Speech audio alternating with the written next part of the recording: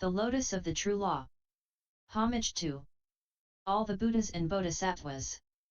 Saddharmapundarika Sutra. Translated by H. Kern, 1884.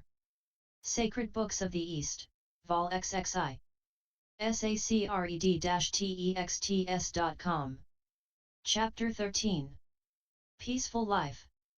Mangusrî, the Prince Royal, said to the Lord, "It is difficult, Lord, most difficult, what these Bodhisattvas Mahasattvas will attempt out of reverence for the Lord. How are these Bodhisattvas Mahasattvas to promulgate this Dharmaparyaya at the end of time, at the last period?" Whereupon the Lord answered Mangusrî, the Prince Royal, "A Bodhisattva Mahasattva, Mangusrî, he who is to promulgate this Dharmaparyaya at the end of time, at the last period, must be firm in four things." In which things? The Bodhisattva Mahasattva, Mangusrî, must be firm in his conduct and proper sphere if he wishes to teach this Dharmaparyaya. And how? Mangusrî, is a Bodhisattva Mahasattva firm in his conduct and proper sphere? When the Bodhisattva Mahasattva, Mangusrî, is patient, meek, has reached the stage of meekness, when he is not rash, nor envious, when, moreover, Mangusrî, he clings to no law whatever and sees the real character of the laws, or things, when he is refraining from investigating and discussing these laws, Mangusrî, that is called the conduct of a Bodhisattva Mahasattva. And what is the proper sphere of a Bodhisattva Mahasattva, Mangusrî? When the Bodhisattva Mahasattva, Mangusrî, does not serve, not court, not wait upon kings, does not serve, not court, not wait upon princes, when he does not approach them, when he does not serve, not court, not wait upon persons of another sect, Karakas, Parivragakas, Âgîvakas, Nirgranthas, three kinds of mendicant friars not belonging to the Buddhist, nor to the Gaina persuasion, nor persons passionately fond of fine literature, when he does not serve, not court, not wait upon adepts at worldly spells, and votaries of a worldly philosophy, nor keep any intercourse with them, when he does not go to see Kandalas. Jugglers, vendors of pork, poulterers, deer hunters, butchers, actors and dancers, wrestlers, nor resort to places whither others flock for amusement and sport, when he keeps no intercourse with them unless from time to preach the law to them when they come to him, and that freely, when he does not serve, not court, not wait upon monks, nuns, lay devotees, male and female, who are adherents of the vehicle of disciples, nor keep intercourse with them, when he does not come in contact with them at the place of promenade or in the monastery, unless from time to preach the law to them when they come to him, and even that freely. This, Mangusrî, is the proper sphere of a Bodhisattva Mahasattva. Again, Mangusrî, the Bodhisattva Mahasattva does not take hold of some favorable opportunity or another to preach the law to females every now and anon, nor is he desirous of repeatedly seeing females, nor does he think it proper to visit families and then too often address a girl, virgin, or young wife, nor does he greet them too fondly in return. He does not preach the law to a hermaphrodite, keeps no intercourse with such a person, nor greets too friendly in return. He does not enter a house alone in order to receive alms, unless having the Tathagata in his thoughts. And when he happens to preach the law to females, he does not do so by passionate attachment to the law, far less by passionate attachment to a woman. When he is preaching, he does not display his row of teeth, let alone a quick emotion on his physiognomy. He addresses no novice, male or female, no nun, no monk, no young boy, no young girl, nor enters upon a conversation with them. He shows no great readiness in answering their address, nor cares to give too frequent answers. This, Mangusrî, is called the first proper sphere of a Bodhisattva Mahasattva. Further, Mangusrî, a Bodhisattva Mahasattva looks upon all laws, and things, as void.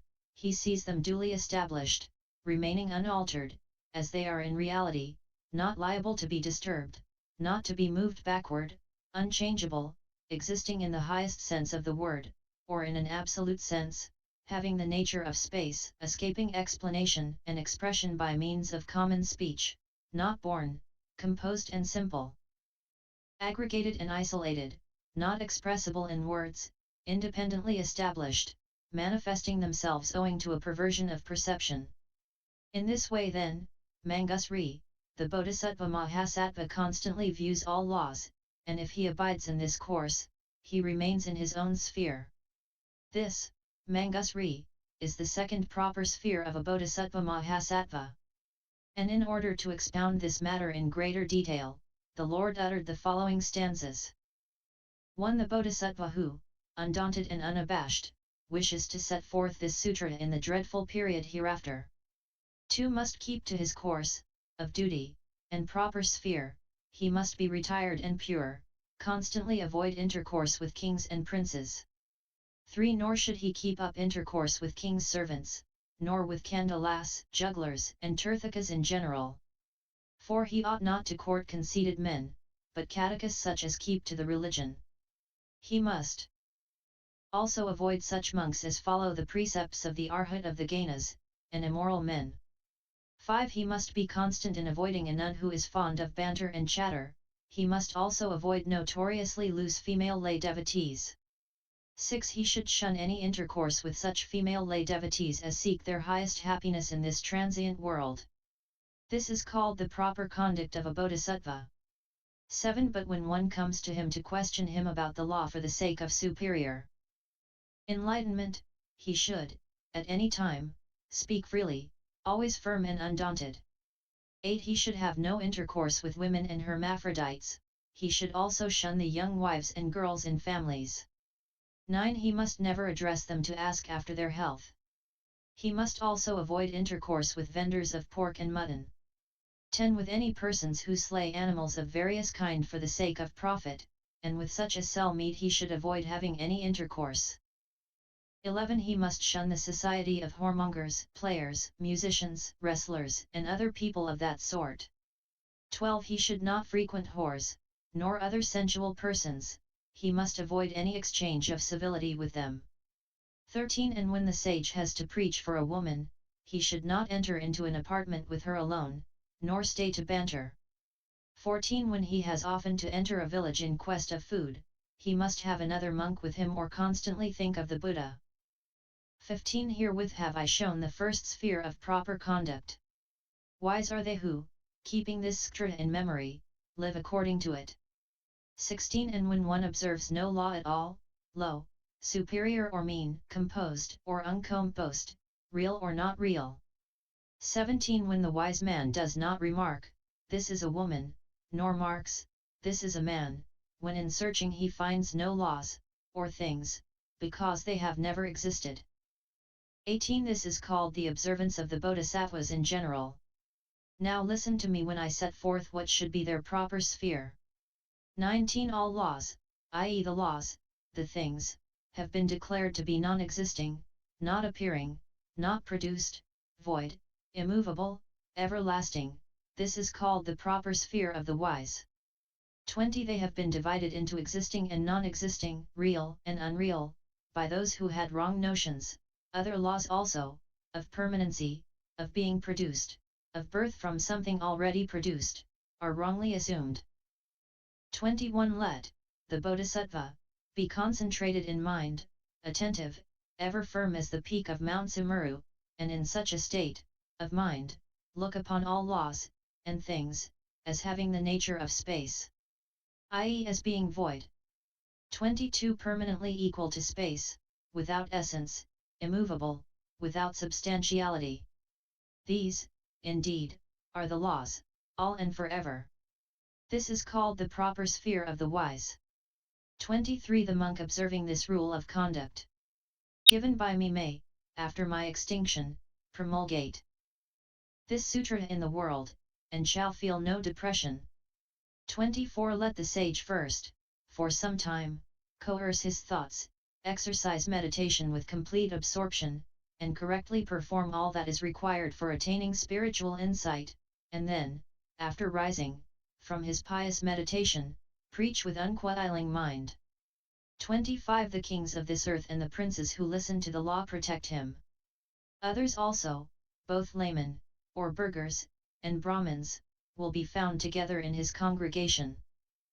Further, Mangusrî, the Bodhisattva Mahasattva who, after the complete extinction of the Tathagata at the end of time, the last period, the last 500 years, when the true law is in a state of decay, is going to propound this Dharmaparyaya, must be in a peaceful state of mind, and then preach the law, whether he knows it by heart or has it in a book. In his sermon he will not be too prone to carping at others, not blame other preaching friars, not speak scandal nor propagate scandal. He does not mention by name other monks, adherents of the vehicle of disciples, to propagate scandal. He cherishes even no hostile feelings against them, because he is in a peaceful state. All who come, one after the other, to hear the sermon he receives with benevolence, and preaches the law to them without enviousness. He refrains from entering upon a dispute, but if he is asked a question, he does not answer in the way of those who follow the vehicle of disciples. On the contrary, he answers as if he had attained Buddha knowledge. And on that occasion the Lord uttered the following stanzas. 26 The wise man is always at ease, and in that state he preaches the law, seated on an elevated pulpit which has been prepared for him on a clean and pretty spot. 27 He puts on a clean, nice, red robe, dyed with good colors, and a black woolen garment and a long undergarment. 28 Having duly washed his feet and rubbed his head and face with smooth ointments, he ascends the pulpit, which is provided with a footbank and covered with pieces of fine cloth of various sorts, and sits down. 29 When he is thus seated on the preacher's pulpit and all who have gathered round him are attentive, he proceeds to deliver many discourses, pleasing by variety, before monks and nuns. 30 Before male and female lay devotees, kings and princes. The wise man always takes care to deliver a sermon diversified in its contents and sweet, free from invidiousness. 31 If occasionally he is asked some question, even after he has commenced, he will explain the matter anew in regular order, and he will explain it in such a way that his hearers gain enlightenment. 32 The wise man is indefatigable, not even the thought of fatigue will rise in him, he knows no listlessness, and so displays to the assembly the strength of charity. 33 Day and night the wise man preaches this sublime law with myriads of codas of illustrations, he edifies and satisfies his audience without ever requiring anything. 34 Solid food, soft food, nourishment and drink, cloth, couches, robes, medicaments for the sick, all this does not occupy his thoughts, nor does he want anything from the congregation. 35 On the contrary, the wise man is always thinking, how can I and these beings become Buddhas? I will preach this true law, upon which the happiness of all beings depends, for the benefit of the world. 36 The monk who, after my extinction, shall preach in this way, without envy, shall not meet with trouble, impediment, grief, or despondency. 37 Nobody shall frighten him, beat or blame him, never shall he be driven away, because he is firm in the strength of forbearance. 38 The wise man who is peaceful, so disposed as I have just said, possesses hundreds of kodas of advantages, so many that one would not be able to enumerate them in hundreds of eons. Again, Mangusrî, the Bodhisattva Mahasattva who lives after the extinction of the Tathagata at the end of time when the true law is in decay, the Bodhisattva Mahasattva who keeps this sutra is not envious, not false, not deceitful, he does not speak disparagingly of other adherents of the vehicle of bodhisattvas, nor defame, nor humble them. He does not bring forward the shortcomings of other monks, nuns, male and female lay devotees, neither of the adherents of the vehicle of disciples nor of those of the vehicle of Pratyeka Buddhas. He does not say, you young men of good family, you are far off from supreme, perfect enlightenment, you give proof of not having arrived at it, you are too fickle in your doings and not capable of acquiring true knowledge. He does not in this way bring forward the shortcomings of any adherent of the vehicle of the Bodhisattvas. Nor does he show any delight in disputes about the law, or engage in disputes about the law, and He never abandons the strength of charity towards all beings. In respect to all Tathagatas he feels as if they were his fathers, and in respect to all Bodhisattvas as if they were his masters. And as to the Bodhisattvas Mahasattvas in all directions of space, he is assiduous in paying homage to them by goodwill and respect. When he preaches the law, he preaches no less and no more than the law, without partial predilection for any part of the law, and he does not show greater favor to one than to another, even from love of the law. Such, Mangusrî, is the third quality with which a Bodhisattva Mahasattva is endowed, who is to expound this Dharmaparyaya after the extinction of the Tathagata at the end of time when the true law is in decay, who will live at ease and not be annoyed in the exposition of this Dharmaparyaya. And in the synod he will have allies, and he will find auditors at his sermons who will listen to this Dharmaparyaya, believe, accept, keep, read, penetrate, write it and cause it to be written, and who, after it has been written in a volume made of it, will honor, respect, esteem, and worship it. This said the Lord, and thereafter he, the Sugata, the Master, added the following. 39 The wise man, the preacher, who wishes to expound this sutra must absolutely renounce falsehood, pride, calumny, and envy. 40 He should never speak a disparaging word of anybody, never engage in a dispute on religious belief, never say to such as are guilty of shortcomings, you will not obtain superior knowledge. 41 He is always sincere, mild, forbearing, as a true son of Sugata he will repeatedly preach the law without any feeling of vexation. 42 The Bodhisattvas in all directions of space, who out of compassion for creatures are moving in the world, are my teachers. Thus thinking, the wise man respects them as his masters. 43 Cherishing the memory of the Buddhas, the supreme amongst men, he will always feel towards them as if they were his fathers, and by forsaking all idea of pride he will escape hindrance. 44 The wise man who has heard this law, should be constant in observing it. If he earnestly strives after a peaceful life, Kotis of beings will surely protect him. Further, Mangusrî, the Bodhisattva Mahasattva, living at the time of destruction of the true law after the extinction of the Tathagata, who is desirous of keeping this Dharmaparyaya, should live as far as possible away from laymen and friars, and lead a life of charity. He must feel affection for all beings who are striving for enlightenment and therefore make this reflection. To be sure, they are greatly perverted in mind, those beings who do not hear, nor perceive, nor understand the skillfulness and the mystery of the Tathagata, who do not inquire for it, nor believe in it, nor even are willing to believe in it. Of course, these beings do not penetrate, nor understand this Dharmaparyaya. Nevertheless will I, who have attained this supreme, perfect knowledge, powerfully bend to it the mind of every one, whatever may be the position he occupies, and bring about that he accepts, understands, and arrives at full ripeness. By possessing also this fourth quality, Mangusrî, a Bodhisattva Mahasattva, who is to expound the law after the extinction of the Tathagata, will be unmolested, honored, respected, esteemed, venerated by monks, nuns, and lay devotees, male and female, by kings, princes, ministers, king's officers, by citizens and country people, by Brahmins and laymen. The gods of the sky will, full of faith, follow his track to hear the law, and the angels will follow his track to protect him, whether he is in a village or in a monastery. They will approach him day and night to put questions about the law, and they will be satisfied, charmed with his explanation. For this Dharmaparyaya, Mangusrî, has been blessed by all Buddhas. With the past, future, and present Tathagata, Mangusrî, this Dharmaparyaya is forever blessed. Precious in all worlds, Mangusrî, is the sound, rumor, or mentioning of this Dharmaparyaya. It is a case, Mangusrî, similar to that of a king, a ruler of armies, who by force has conquered his own kingdom, whereupon other kings, his adversaries, wage war against him.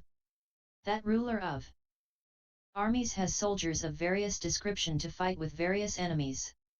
As the king sees those soldiers fighting, he is delighted with their gallantry, enraptured, and in his delight and rapture he makes to his soldiers several donations, such as villages and village grounds, towns and grounds of a town, garments and headgear, hand ornaments, necklaces, gold threads, earrings, strings of pearls, bullion, gold, gems, pearls, lapis lazuli, conch shells, stones, corals. He, moreover, gives elephants, horses, cars, foot soldiers, male and female slaves, vehicles, and litters.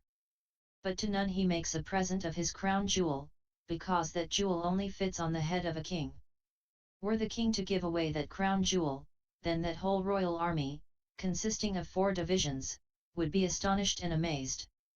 In the same manner, Mangusrî, the Tathagata, the Arhat, NC, exercises the reign of righteousness, and of the law, in the triple world which he has conquered by the power of his arm and the power of his virtue. His triple world is assailed by Mara, the evil one. Then the Aryas, the soldiers of the Tathagata, fight with Mara. Then, Mangusrî, the king of the law, the lord of the law, expounds to the Aryas, his soldiers, whom he sees fighting, 100,000s of sutras in order to encourage the 4 classes. He gives them the city of Nirvana, the great city of the law. He allures them with that city of Nirvana, but he does not preach to them such a Dharmaparyaya as this. Just as in that case, Mangusrî, that king, ruler of armies, astonished at the great valor of his soldiers in battle gives them all his property, at last even his crown jewel, and just as that crown jewel has been kept by the king on his head to the last, so, Mangusrî, the Tathagata, the Arhat, NC, who as the great king of the law in the triple world exercises his sway with justice, when he sees disciples and bodhisattvas fighting against the Mara of fancies or the Mara of sinful inclinations, and when he sees that by fighting they have destroyed affection, hatred and infatuation, overcome the triple world and conquered all Maras, is satisfied, and in his satisfaction he expounds to those noble, Arya, soldiers this Dharmaparyaya which meets opposition in all the world, the unbelief of all the world, a Dharmaparyaya never before preached, never before explained. And the Tathagata bestows on all disciples the noble crown jewel, that most exalted crown jewel which brings omniscience to all. For this, Mangusrî, is the supreme preaching of the Tathagatas, this is the last Dharmaparyaya of the Tathagatas, this is the most profound discourse on the law, a Dharmaparyaya meeting opposition in all the world.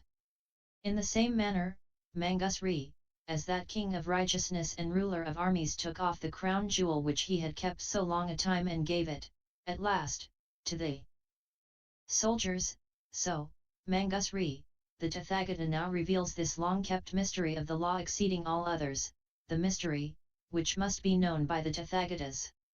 And in order to elucidate this matter more in detail, the Lord on that occasion uttered the following stanzas. 45 Always displaying the strength of charity, always filled with compassion for all creatures, expounding this law, the Âgîvakas have approved this exalted sutra. 46 The layman, as well as the mendicant friars, and the bodhisattvas who shall live at the end of time, must all show the strength of charity, lest those who hear the law reject it. 47 But I, when I shall have reached enlightenment and be established in Tathagatasship, will initiate others, and after having initiated disciples preach everywhere this superior enlightenment. 48 It is a case, like that of a king, ruler of armies, who gives to his soldiers various things, gold, elephants, horses, cars, foot soldiers. He also gives towns and villages, in token of his contentment. 49 In his satisfaction he gives to some hand ornaments, silver and gold thread, pearls, gems, conch shells, stones, coral. He also gives slaves of various description. 50 But when he is struck with the incomparable daring of one amongst the soldiers, he says, Thou hast admirably done this, and, taking off his crown, makes him a present of the jewel. 51 Likewise do I, the Buddha, the king of the law, I who have the force of patience and a large treasure of wisdom, with justice govern the whole world, benign, compassionate, and pitiful. 52 And seeing how the creatures are in trouble, I pronounce thousands of kotas of sutrantas, when I perceive the heroism of those living beings who by pure-mindedness overcome the sinful inclinations of the world. 53 And the king of the law, the great physician, who expounds hundreds of kotas of pariyas, when he recognizes that creatures are strong, shows them this sutra, comparable to a crown jewel. 54 This is the last sutra proclaimed in the world, the most eminent of all my sutras, which I have always kept and never divulged. Now I am going to make it known, listen all.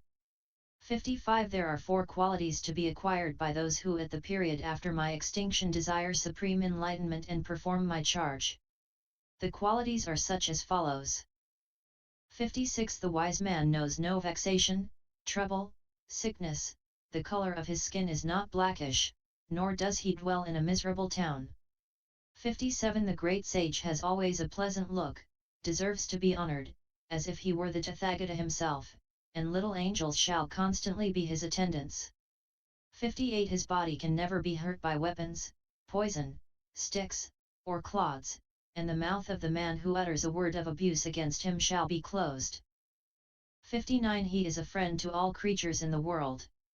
He goes all over the earth as a light, dissipating the gloom of many kotas of creatures, he who keeps this sutra after my extinction.